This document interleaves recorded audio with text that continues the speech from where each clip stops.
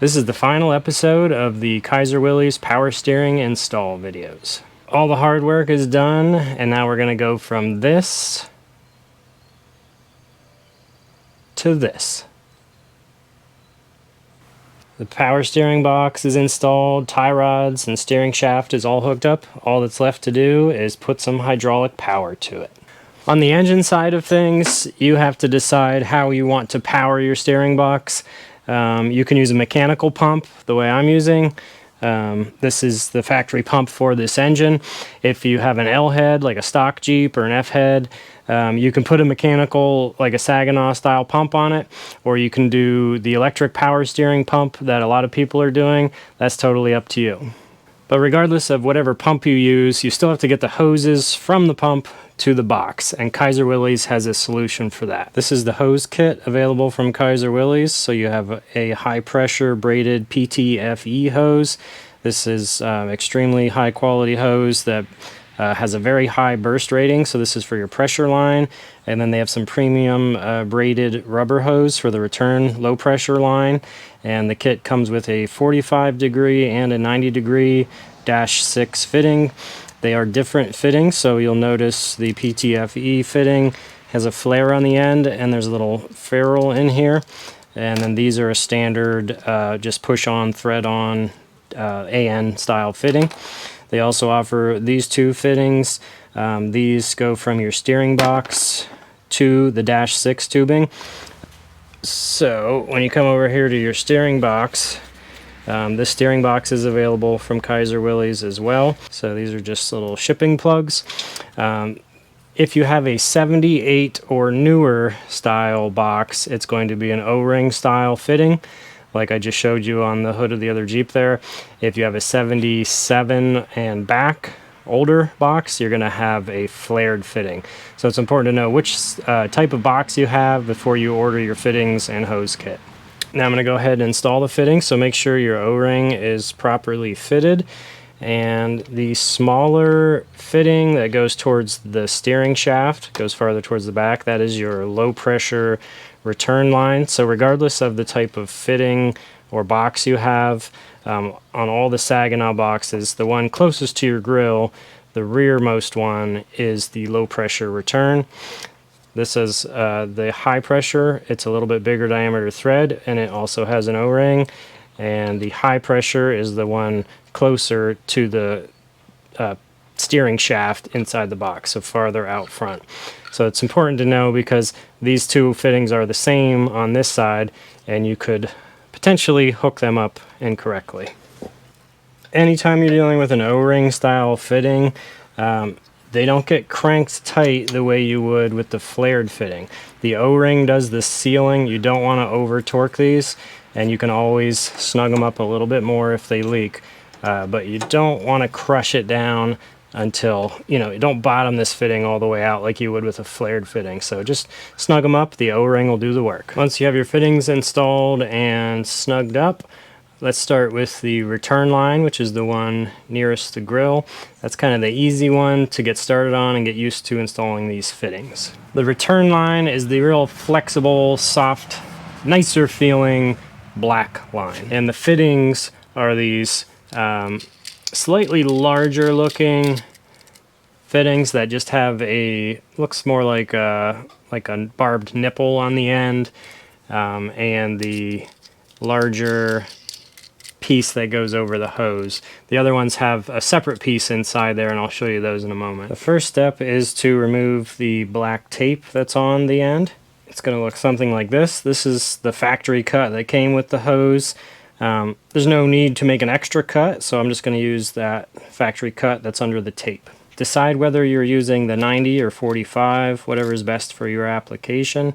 You're going to set this piece to the side and focus on this. This goes on the hose first. So you want to have as little of this fluffy stuff hanging off as possible. There is a braided steel, kind of like the belts of a tire inside there, so be careful not to poke yourself.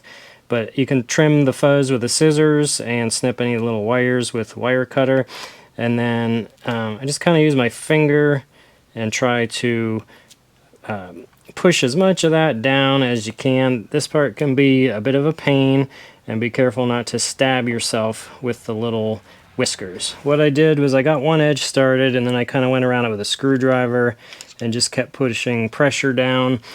The larger fittings, if you're used to like a -8 or 10 fitting, they have left-hand thread on the inside, and if you just spin it like this, as if, you know, left-hand thread, it will walk its way on. These are smooth with a little barb inside, so the best method is to just twist in either direction and push inward.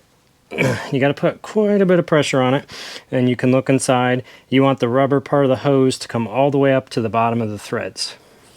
So it's really important that you verify that your tubing is as far as it can possibly go. So just keep spinning and pushing until it's all the way in. Once you're happy with that, come over to the vise and don't crank it like crazy, just a little pressure. You don't want to squish it. These are just aluminum.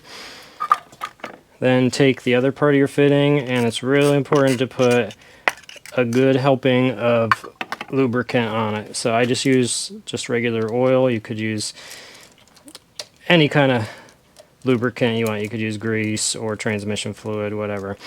And now I'm going to hold on the back of this hose so that it doesn't push it through. And then I go as far as I can by hand. These are a swivel hose, which is nice, but you have to hold on to the nut itself. And just start cranking it in. Once it's too tight to do it by hand, it's a 3/4 or 19mm wrench. And the key here is to know when to quit. You don't want to crank this until it strips out. Make sure, you'll know quickly if it's going in straight or not. It's turning. I'm just holding the wrench with 2 fingers. It's turning quite easily. And I can see that gap equally getting smaller, and I'm watching right here. It's not pushing the hose out. I'm going with the 90° for my application, but it is really nice that they have the 90 and the 45, and you'll feel it. I'm starting to get some resistance. Now this style fitting is designed to just kind of, the parts need to kiss, but you don't want to mash them into each other. And it's an extremely fine thread, and you're threading into aluminum. So I'm going to stop right there. Tiny bit of daylight, but just from experience, I can tell that's plenty tight. The swivel should still move. It's not part of what we just did. So there, we successfully added one fitting onto our return line. The next step will vary depending on your setup as far as which way you go and which fittings you use, but I'm just going to thread it on the return, just finger tight for now, and allowing it to be able to move, and just find the routing that is out of the way and not going to get caught on things and looks the best for you. This radiator, because of my engine swap, there's not enough room to go through the grill with the hose, so I'm going to go under the grill, but I'll show you a clip here of how I did it on my other Jeep. I've seen all different ways of doing this. Some people like to notch the grill and put their fittings straight back so you only see this part of it. Other people go under like I'm doing, or through the slot. It's whatever you feel comfortable with.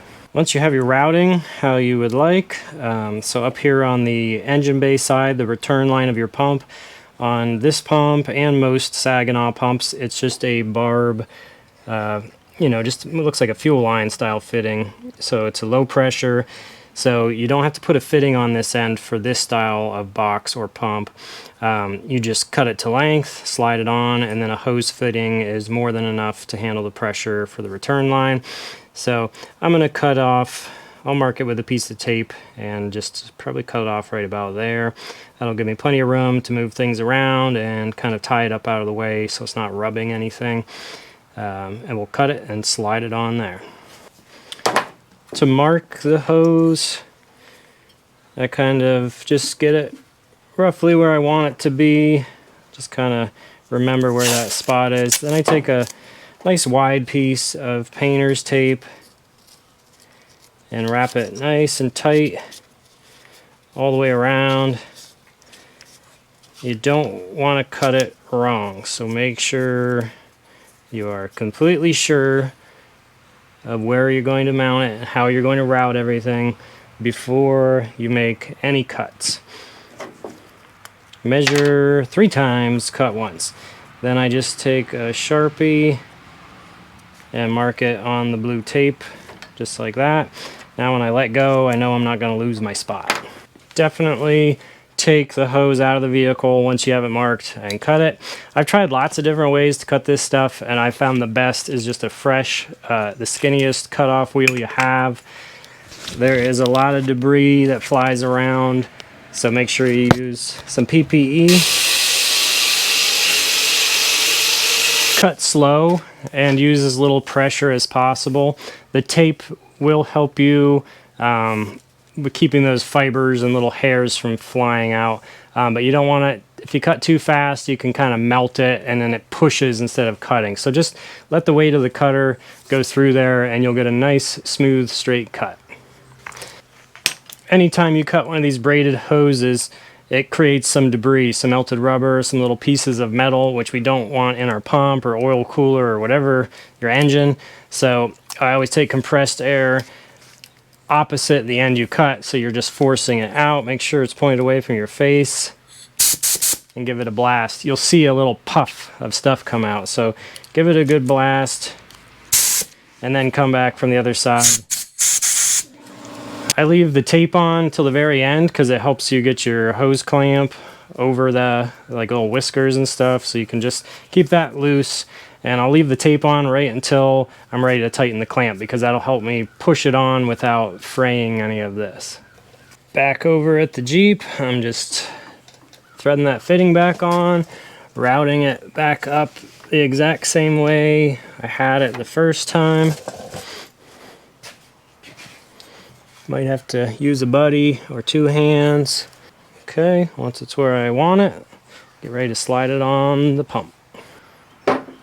Whenever you're finalizing this and installing your hose clamp, I always try to, with any hose clamp, think about taking it on and off. So try to put it in a convenient location to be able to get to it. I know that sounds basic, but I forget all the time too, and it can give you some headaches. So this hose is a tight fit on a 3/8 barb, which is what most of these pumps are. So a little bit of lubricant goes a long way. You can even use a heat gun if it's really going to fight you, but you don't want to, you know, jeopardize the integrity of the hose by getting it too hot. But then just kind of wiggle and twist and make sure it gets started on there straight, and don't cut yourself on all the little barbs. Alright, the return line is on there. I had to use the heat gun a little bit, just enough to make the hose a little softer and get the front started, and then I just kind of wiggled and twisted and got it on so there's enough for the hose clamp to grab and be past the little bulge or the barb in the fitting. So that's it for the return line. It was helpful for my situation to be able to flip the headlight up to kind of get some more forward pressure on it. Now I'm moving on to the high pressure line. If I look a little sweaty, it's because it's 95 degrees in here and I'm using a heat gun now. So stick with me, we'll get it. For the high pressure side, you're gonna use this PTFE hose. So it is a hard plastic line with a very robust braided steel outer sheath. So this is the pressure line, and then the fittings look a little bit different. They have this flare at the top, and when you open them up, they have this little ferrule in here. So it's like a compression fitting. So it's really important you keep that piece with the right fitting and that you use the correct fittings for the high pressure side.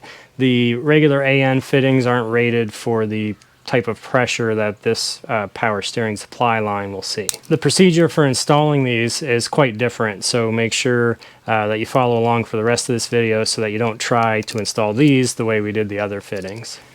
With these PTFE hoses, it's really critical to have a nice square cut. Make sure you keep all the debris out of it.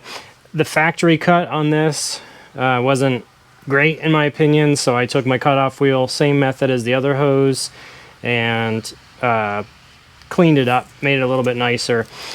For this one, I am going to take off the tape. Select the fitting that you want. I'm going to go with the 90-degree. This is actually called the olive. So take out the little olive. And then you don't forget to put the fitting on first. If you've ever flared brake lines, you've probably flared one before you put this on, and that's a problem. If you don't have anything on the other end, it's no big deal, but it's good to just get in the habit of putting that on first. Then you're going to see a hard plastic inner hose, and then you'll see the braiding on the outside. So take a pick and work it in around the outer hose. Be really careful not to stab yourself, and you don't want to fray this and make a huge mess. Just kind of loosening it up. You also don't want to dig your pick into this or kind of like misshapen that plastic hose. So just take your time and just kind of work it around there. So you will have to fray it a little bit to get it to kind of flare or spread open. So the goal is to fray that open enough to get the olive to slide over. So I'm just going to take a minute and open this up, and I'll show you the next step from there. So you can see I have it kind of spread out there. Again, being careful not to poke myself. Now you notice there's a large opening and a small opening. That smaller opening just shows you that there's a shoulder on it. So you want to put it with the big opening down so that it can slide on and seat against that shoulder.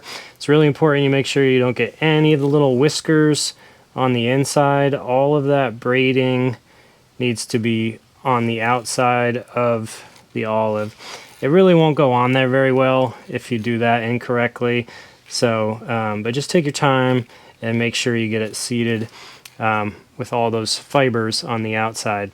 Then you can easily look on the inside and make sure that the tubing is all the way up against that shoulder. You might have to push this on your workbench or give it a little tap, and just make sure that's all the way down. And now hopefully you remembered to put this little guy on. Now we're going to go over to the vise and snug it up. I'm set up in the vise. I have my olive confirmed that it's pushed all the way back. Then take your preferred lubricant and put it on the threads and on the little nipple that goes inside the tubing, and should slide right in, and then you should be able to snug this up by hand, at least part way. Make sure your threads are started. Once it gets snug by hand, just start turning. These use an 11/16 wrench. The critical thing with the PTFE fittings is this gap right here. You're not clamping it down and crunching it until this gap is bottomed out the way you do on a standard AN fitting. I actually like to take a micrometer and put it right here. I'm at about 95 thousandths. For the -6 fittings like this, I'm looking for 75 to 80 thousandths. This is very easy to over tighten and strip out these tiny little aluminum threads. So just keep checking it. I'm a little paranoid with these because I have messed them up before, and these fittings are not cheap, and even worse than the cost, they will hold up your project. So if you start to get too tight here, you'll notice your fitting will get crooked, and that means you've wiped out these little tiny baby aluminum threads. All right, I'm right around, check it in a couple spots. I think I look like about 80 thousandths, 85 thousandths. So I'm just gonna go one more little turn. Here it is in a little better lighting. So notice that's not crushed down all the way, but that's plenty tight. Now I'm repeating the same procedure I did with the return line. Just get your high pressure line threaded on there, hand tight, and we'll figure out the best routing option for the pressure line. I found the best routing location, ended up with this being the perfect length, so I have a little extra. I'm just going to kind of put a little bend in it. So all I'm going to do is leave the tape on. I'm going to come down and clean up that factory cut just a little bit and then repeat the same procedure on the other fitting. Once again, I'm just using a pick to make room for the olive. I'm going to take the tape off of here. It kind of holds it together a little bit. It's kind of the opposite of an AN fitting. On those, you're trying to keep the coating from fraying, but on these, you want to kind of mess it up a little bit. So you can see it one more time. Got the fitting slid over first. Nice flush cut. The olive on nice and square all the way up to the shoulder. A little lubricant. And run these together, leaving 75 thousandths gap, just like that one. Both fittings are on. Just like last time, use some compressed air. Don't point it at your face. Just make sure you get all the debris out of there. You could run soapy water through it. I would avoid using chemicals, like don't spray carburetor cleaner or anything like that. These are fuel rated, so you could put some fuel through it, but I found just compressed air is plenty, and this is done. It's ready to install on the Jeep. There it is, all done. I'm really happy with how it turned out, and each Jeep and each scenario is going to be a little bit different, but just do your best and make sure you're happy with the results. On the engine side, one last little peek. So here's the pressure line going into the pump, or coming out of the pump, and then here's the return line. So up next, I'm gonna put some power steering fluid in here, get the bubbles worked out, and fire this thing up, and hopefully enjoy some one-handed smooth steering action. As with any job that requires making custom hoses and interrupting a hydraulic or pressurized system, as I get it running, make sure walk around, check all your fittings for leaks. You know, after you drive it a little bit, snug everything up, and especially when you're dealing with steering or brakes, safety is the #1 goal. So I will take a break. I'm gonna turn off the camera. I'm gonna go through everything, check all my set screws on the steering shaft, check my tie rod ends, make sure cotter pins are in. If you have the wheel off, make sure your lug nuts are torqued. We got to get it down off the jack stands. So really take your time, check every connection, check everything that you've disturbed. We did a lot here, so we redid the entire steering system. And we want everybody to be safe and have a fun Jeeping experience. So take your time, make sure, check all those important critical fasteners, fittings, and everything else. So I'm going to do that, get some fluid in this, get it on the ground, and we'll see how it works. All right, here's the moment we've been waiting for. Let's see how it steers now with the Kaiser Willys power steering kit.